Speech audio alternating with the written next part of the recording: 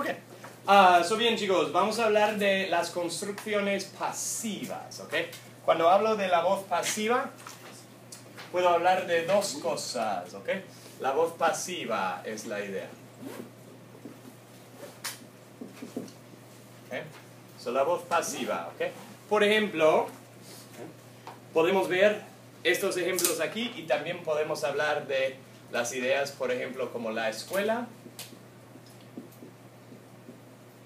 fue construida por arquitectos, podemos decir. ¿Okay? O también podemos decir el dinero fue encontrado por mí.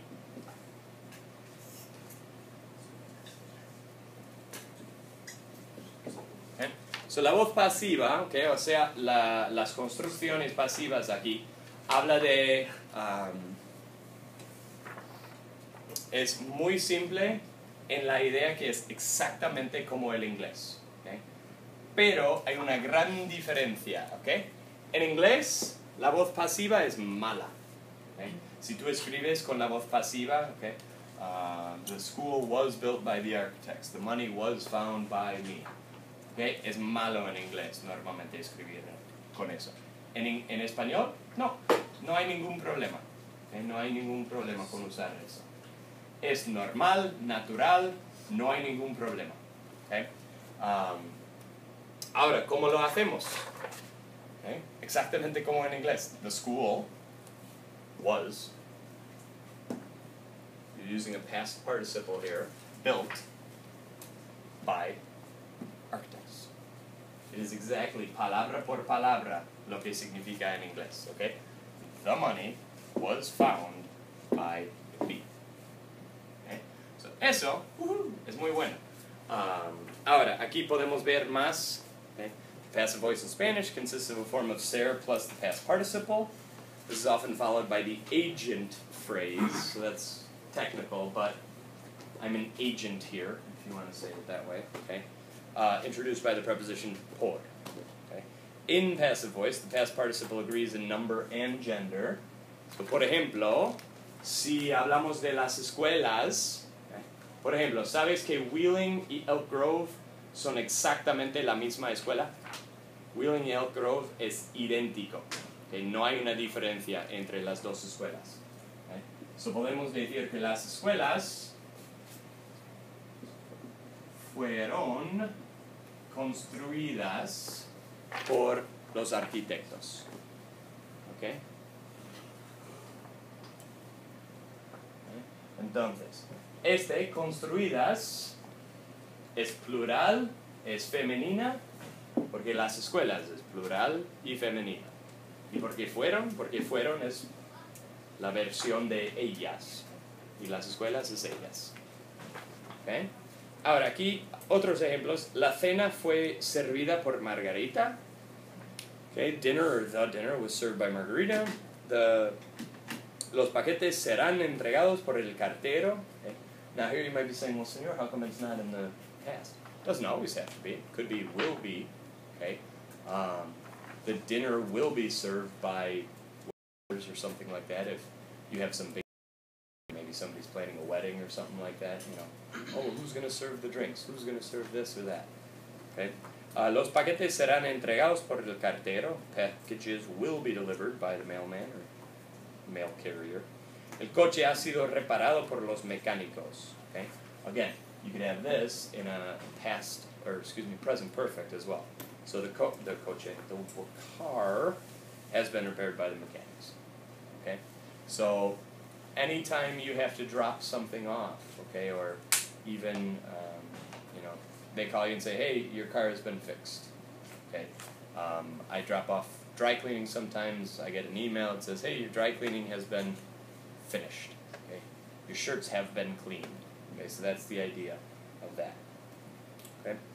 The passive voice, here's the idea behind it, because I know a lot of you in English right now, you're still thinking, I'm not supposed to write that way, I'm not supposed to write that way. And you're correct. In English, this is bad. Mal. Okay? In Spanish, Good. Okay? Passive voice is used in Spanish when the speaker wishes to de-emphasize the performer of the action. Okay, so what? It's kind of an important difference.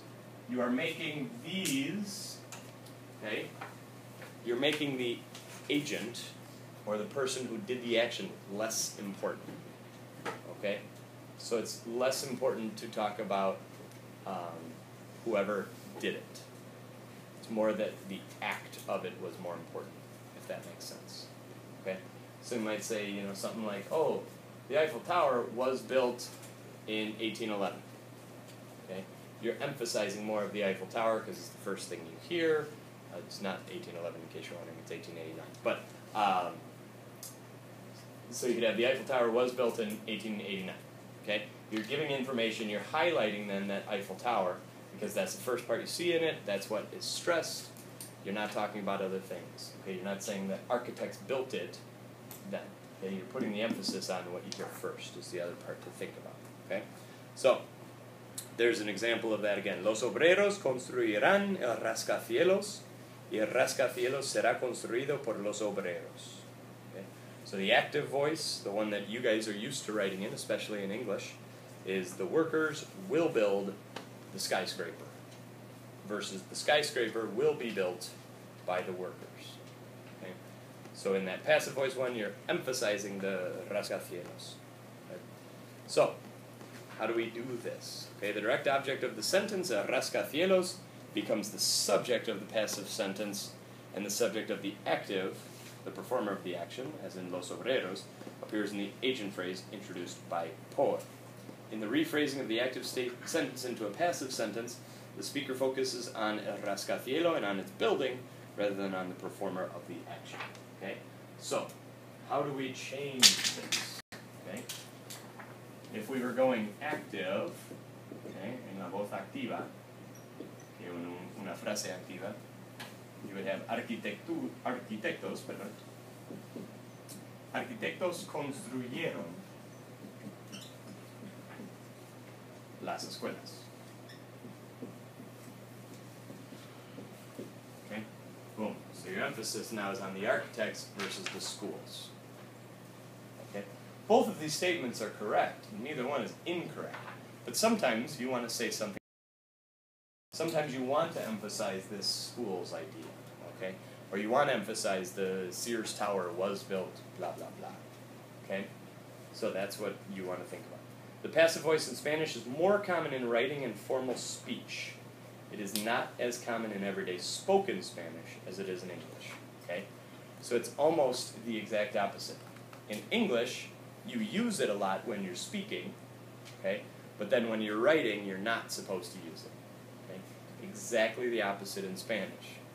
In Spanish, they don't say it as much, but they write it more.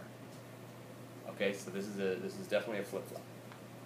Okay, so vamos a hacer algunas actividades, okay? Voy a escribirlas aquí en la pizarra, pero actividad 1, okay? Vamos a empezar con esa actividad.